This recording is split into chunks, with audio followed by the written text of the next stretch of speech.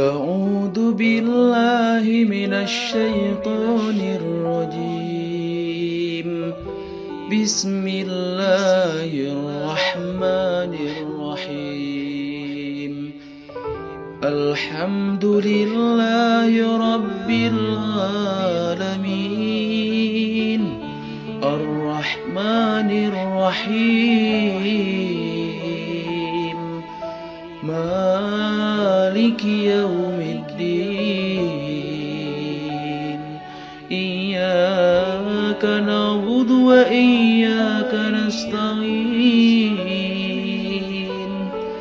اهدنا الصراط المستقيم صراط الذين أنعمت عليهم غير المغضوب عليهم ولا الضالين.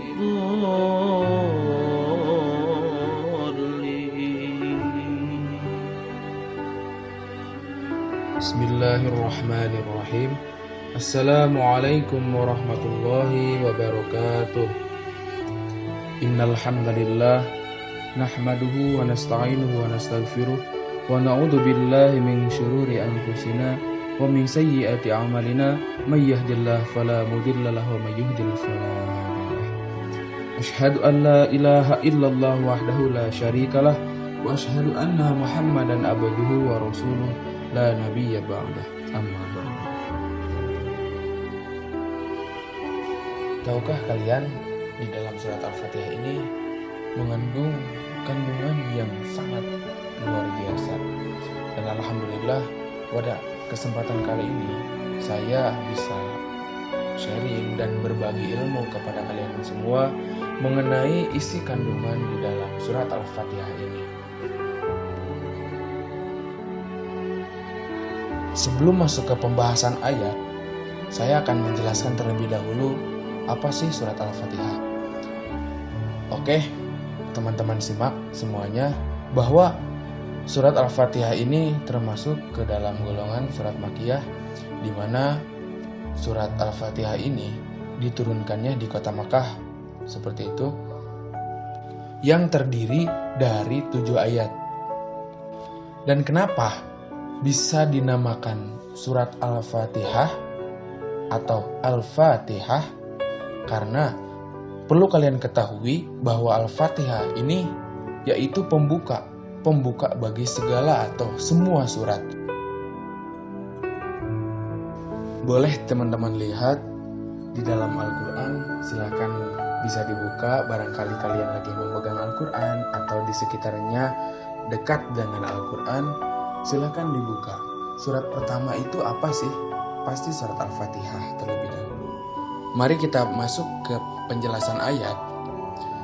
Sebelum itu saya merujuk atau menafsirkan ayat-ayat Al-Fatihah ini dari tafsir Ibnu Katsir.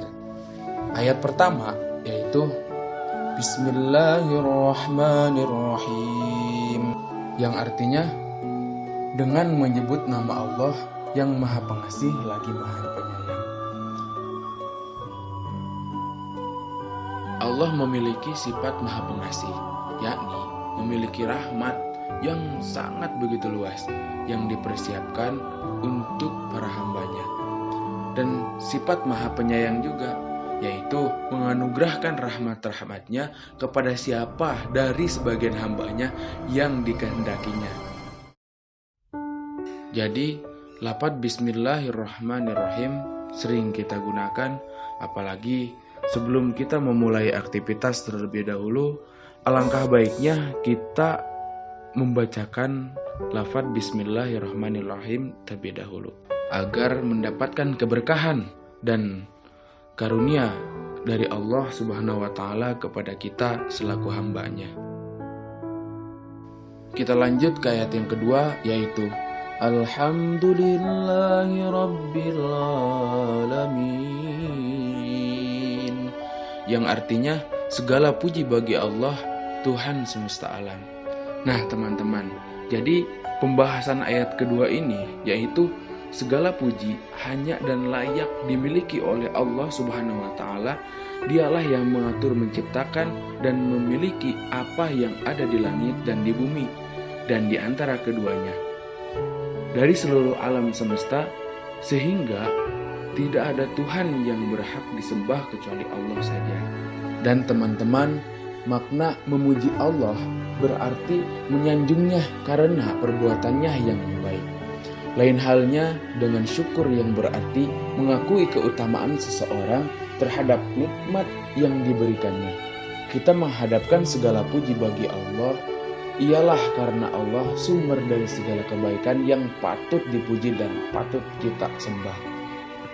Dan di dalam lafaz Rob atau Rabbil Alamin tidak dapat dipakai selain untuk Tuhan, kecuali kalau ada sambungannya seperti Rabbul Bait atau artinya yaitu tuan rumah. Nah, di dalam kata Rabbil Alamin ini atau Tuhan semesta alam, semua yang diciptakan Tuhan yang terdiri dari berbagai jenis dan macam seperti alam manusia, alam hewan, alam tumbuhan, benda-benda mati, dan sebagainya. Allah pencipta semua alam-alam itu. Oke teman-teman, lanjut lagi yuk ke ayat yang ketiga yang berbunyi Ar-Rahmanir Rahim, yang artinya yang maha pengasih lagi maha penyayang. Imam Ibnu Utsaimin mengatakan dalam tafsirnya, seolah-olah ada orang yang bertanya ketika mendengar bahwa Allah adalah Rabb semesta alam, apakah Rabb tersebut mentarbiah alam semesta ini dengan siksaan dan kekerasan? Lalu Allah menjawab bahwa Dia adalah Maha Pengasih lagi Maha Penyayang. Nah, Ar-Rahman memberikan nikmat yang sangat begitu besar, sedangkan Ar-Rahim yang memberi nikmat yang halus sehingga tidak terasa. Padahal nikmat itu sangatlah besar, dan semua nikmat Allah itu semuanya besar. Hanya saja ada yang berupa langit, bumi, matahari, dan ada yang berupa penglihatan, pendengaran, panca indera, dan lain sebagainya.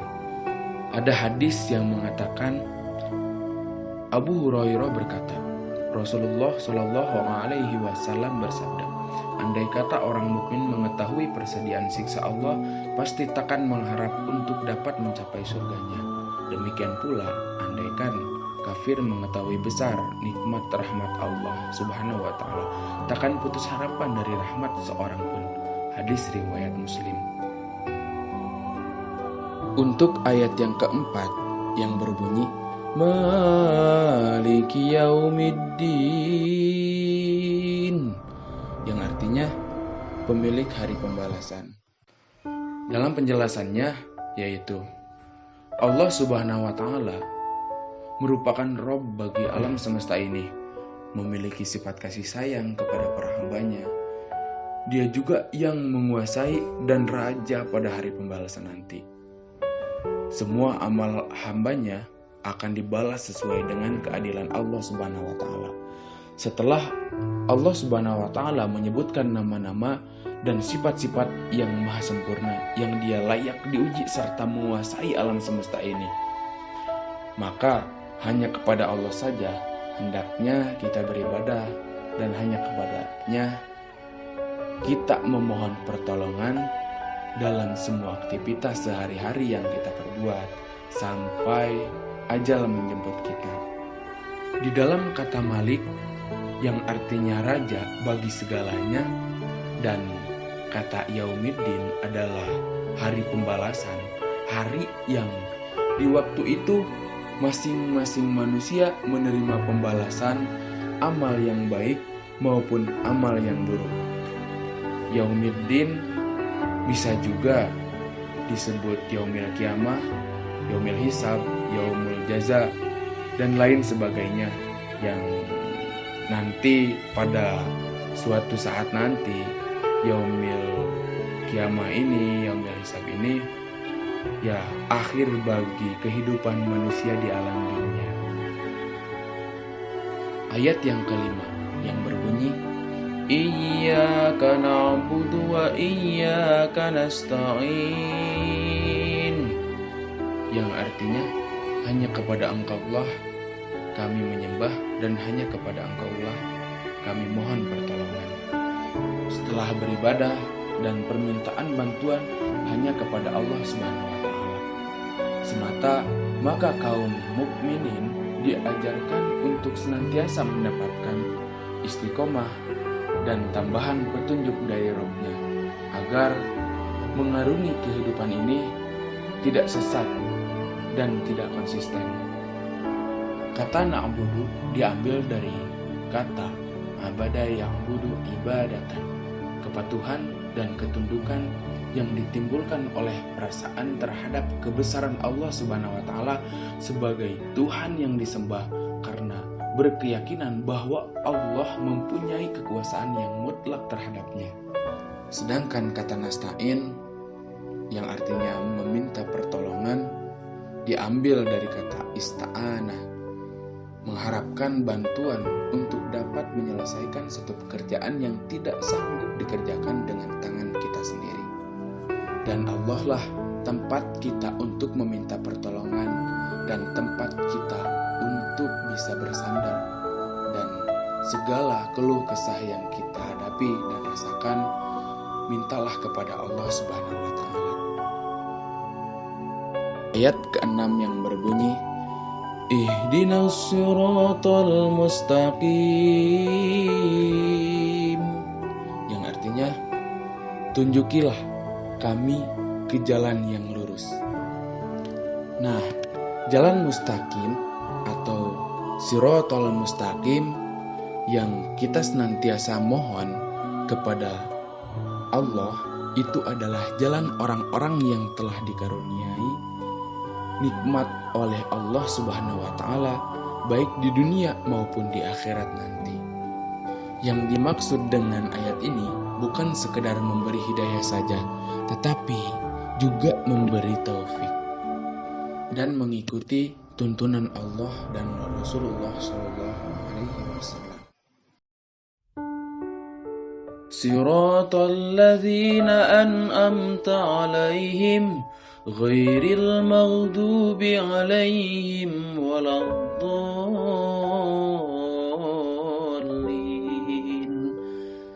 yang artinya yaitu jalan orang-orang yang telah Engkau beri nikmat kepadanya, bukan jalan mereka yang dimurkai dan bukan jalan pula mereka yang sesat.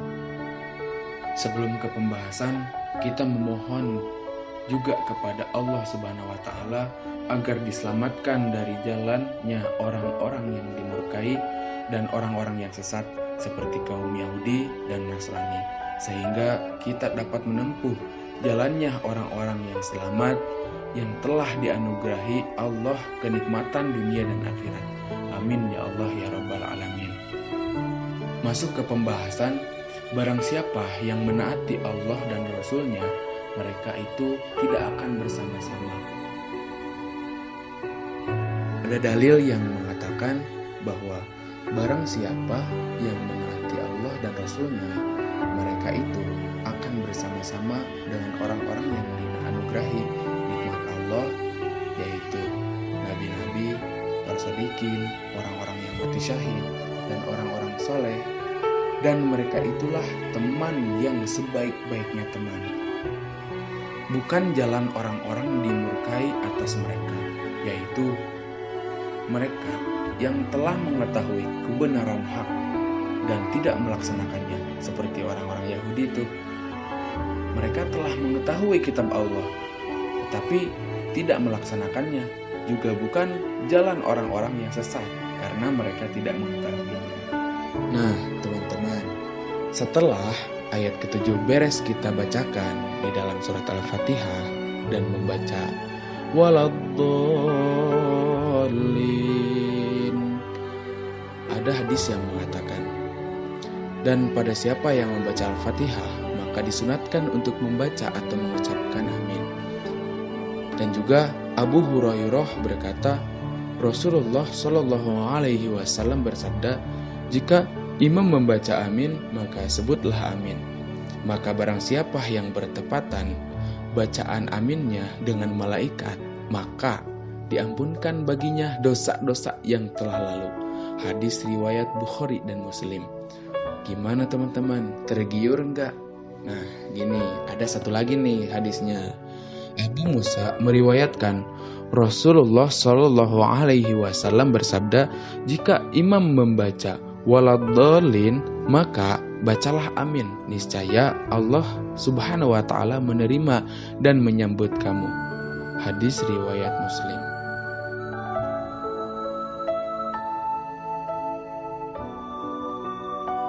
Nah, mungkin segitu saja yang bisa saya sampaikan, dan ya, mau gimana lagi, sharing kali ini kita cukupkan sekian.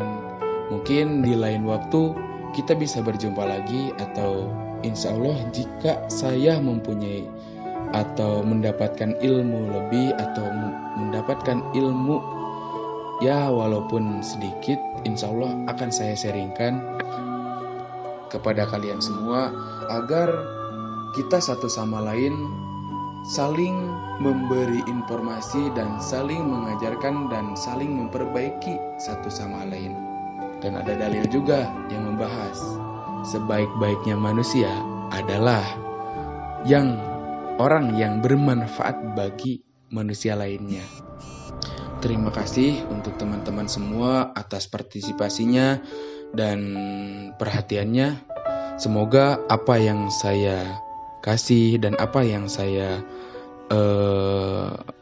ajarkan kepada kalian semua bisa bermanfaat bagi kita semua. Amin ya Allah ya Rabbal Alamin. Dan akhir kata, permintaan maaf dari saya jika ada kata-kata saya yang kurang mengenakan atau pembicaraan saya yang salah, tolong dibenarkan. Silahkan di komen di kolom komentar, dan jangan lupa di like juga, di share juga kepada teman-teman semua atau keluarga sekalian, agar kita saling mengetahui apa yang kita ketahui. Saya tutup dengan doa, ihdinas siratal mustaqim, wallahul muwaffiq ila aqwamit thoriq. Wassalamualaikum warahmatullahi wabarakatuh.